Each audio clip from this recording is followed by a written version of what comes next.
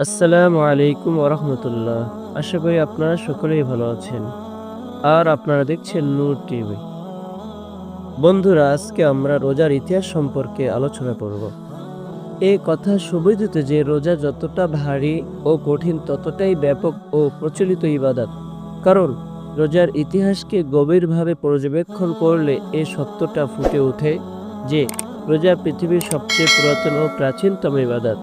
হজরত আদম আলাইহিসসালাম থেকে শুরু করে হজরত মুহাম্মদ সাল্লাল্লাহু আলাইহি ওয়াসাল্লাম পর্যন্ত সমস্ত উম্মতের উপর রোজা ফরজ ছিল।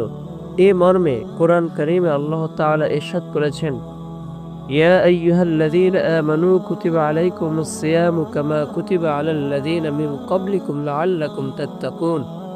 অর্থাৎ, হে ঈমানদারগণ, তোমাদের উপর রোজাকে ফরজ করা হয়েছে যেরূপ ফরজ করা হয়েছিল তোমাদের পূর্ববর্তী লোকদের উপর, যেন তোমরা তাকওয়া পরহেজগারি অর্জন করতে পারো। সূরা বাকারা আয়াত 183।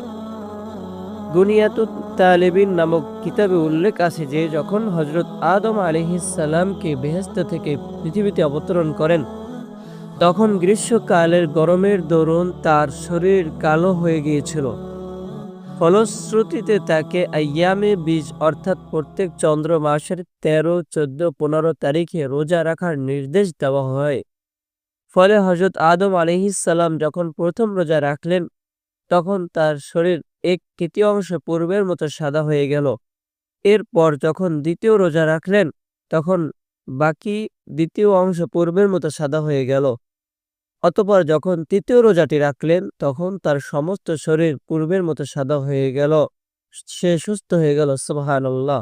এভাবে হযরত আদম আলাইহিসসালাম থেকে শুরু করে প্রত্যেক উম্মতেরই রোজা ফরজ ছিল। অবশ্যই প্রত্যেক যুগে রোজার ধরন বিভিন্ন রকমের ছিল। এভাবে আমরা রোজার ইতিহাস সম্পর্কে জানতে পারি। আলহামদুলিল্লাহ।